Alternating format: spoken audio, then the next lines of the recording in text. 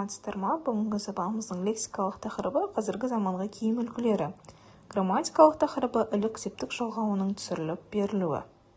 Сабақтың негізгі мақсаты қазіргі заманғы киім үлгілері туралы түсінік бере отырып, ілік-септік жалғауының түсіріліп берілуін түсіндіру.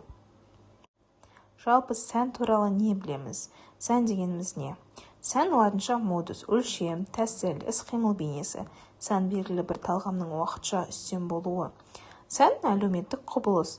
Киім бірінші қажетті, оны өндірумен өнеркәсіптің әртүрлі салаларымен айналысады, ал сатумен жүйелері шұғылданады. Сән экономикалық құбылыс. Адам қоғамның дамуына және жаңа тарихи қоғамдастықтар пайда болуына байланысты адам киімі де түбірімен өзгеріп отырады. Қазіргі сәнді демократияшыл десек те болады. Ол таңдау идеясымен, еркіндігімен, яғни әртүрлі стильдерімен, пішіндерімен, үлгілерімен, алуан түрлі реңділігімен ерекшеленеді. Стиль, стилус латын сөзі, мәнер, сипат, ерекшелік. Сол дәуірдің мәдениетін, сұлулық туралы түсінігін, қоршаған ортаға қарым-қатынасын көрсететін тұрақты, анық ерекшеленген дәуір тілі.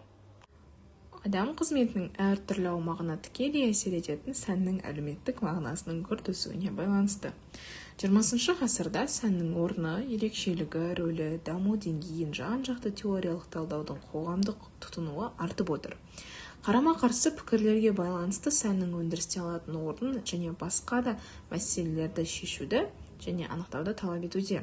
Сәннің шешілмеген мәселелерді жөніндегі қызу айтыстар мұның куәсі. Сән туралы теориялық пікірді қалыптастыруды ғалымдар ерте бастан қолға алды. Вольтер, Руссо, Кант, Гегель бұл сұрақты жан-жақты ашуға тырысты. Маркс, Энгельс және Ленин сән ұғымын әртүрлі қоғамдық құбылыстарды сипаттауда бір емес бірнеше рет пайдаланды. Бұл әсіресе киім өнерінде айқын байқалады. Бұл әрине кездейсоқ жағдай емес, архитектура, музыка, сурет салудың кәсіби деңгейде адамдардың аз мөлшері ғана айналысады. Киімді бәрі киеді. Міне сондықтан да адамның сыртқы бейнесі, бет бейнесін жасауда сән ерекше мәнге ие. Сән құрылысының нақтылығын анықтаудың әртүрлі заманауи бағыттарының арасынан негізгі екеуін атап көрсетуге болады. Красновтың еңбегінде көрсетілген бірінші бағыты бойынша сәндік қоғамдық өндірістің кейбір жағдайларына ғана тән киім тұтынуының ерекше спецификалық пішіні деп көрсетеді. Ал екінші бағыты жақтаушылар сәнді адамның қоғамдық өмірін кеңінен қамтитын, адамның психофизикалық ерекшеліктерінен туындайтын және олардың құбылыстарға эстетикалық қатынасы, әлеуметтік ақпараттық процеске негізделген адам қатынасының реттеушісі, әлеуметтік немесе әлеуметтік психологияның және эстетиканың феноменіне тәуелді күрделі әлеуметтік құбылыс ретінде қарайды. Сонымен бірге, бір жағынан салт және дәстүр, екінші жағынан қоғамдық пікір және жаппай ақпарат баланс тәрізді әлеуметтік құбылыстармен жан-жақты тығыз байланысты екенін де атап көрсетеді. Қазіргі қоғамда билік етіп отырған салт дәстүр, әдет-ғұрып сәнге де өз әсерін тигізеді. Бір жағынан салт дәстүр өткен заманның қатталған сәні тәрізді. Ал енді сіздерге сұрақ, сәннің қандай түрлерін білесіздер? Енді тапсырмаларға кезек берсек, бірінші тапсырма Вен диаграммасы әдісімен сән және стиль жайлы мағлұмат беріңіз. Екінші тапсырма мәтінді оқып, тақырыбын қойыңыз. Мәтінге жоспар жасаңыз. Тапсырманы орындап болсақ, енді грамматикалық тақырыпқа өтсек. Ілік-септігі. Ілік-септіктің өзіне тән қосымшалары бар. Ның, нің, дың, дың, тың, тің және бұл қосымшалар сөздерге үндестік заңы бойынша жалғанады. Мысалы, оқушының, айдың, желдің, жапырақтың, теректің және тағы да басқалары. Ілік-септік қосымшалы да қосымшасыз да тұлғада қолданылады. Ілік-септіктің жоғарыда айтылғандай қосымшасыз да қолданатын кездер бар. Мысалы, Тәңірберген ат тізгінін қарастырып ұстап алған.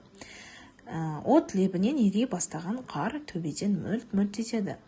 Жағалай жиі орнатылған жеміс бақшасы бар. Осы мысалдардағы ат тізгіні, от лебі, жеміс бақшасы изофеттік құбылыстағы тіркестер.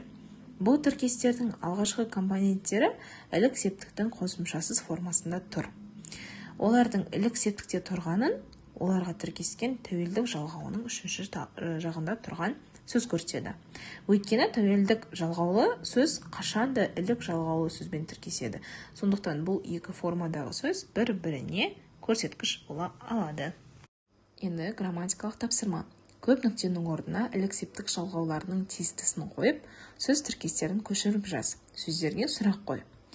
Мұрат кітабы, Абай әндері, Күз ортасы, Кавказ таулары, Бұғы терісі, Әсет ауылы, Өзен суы, Балық майы, Асылбек қарындасы, Ербол дәптері, Халық мүлкі, Әже қолы, Айдар досы, Мұғалім тапсырмасы, Бөлме терезесі. Ұлықбек Орта Азияны билеген Ақсақ Темірдің немересі. Ұлықбек астрономия, жаратылыстану ғылымдарын сүйген. Ұлықбектің әкесі Шахрухтың бай кітапханасы болған. Онда Платонның, Аристотельдің, Птолемейдің, грек шығыс ғалымдардың мектері болған. Ұлықбек кітапты көп оқыған, үлкен ғалым болған. Ол Самарқанд қаласында үлкен обсерватория ашты. Ұлықбек астрономдар мен географтар үшін өзінің Зичи Горгани деген үлкен ғылыми еңбегін қалдырды. Енді 4-ші тапсырма, осы мәтін бойынша ілік септікте тұрған сөздерді теріп жаз, олар қай сұраққа жауап береді. Енді сабағымызды қорытындылау үшін 5-ші тапсырмаға өтейік. Менің сөзім әдісі арқылы қорытынды жасаңыз. Осымен сабағымыз аяқталды. Назар қойып тыңдағандарыңызға рахмет. Сау болыңыздар.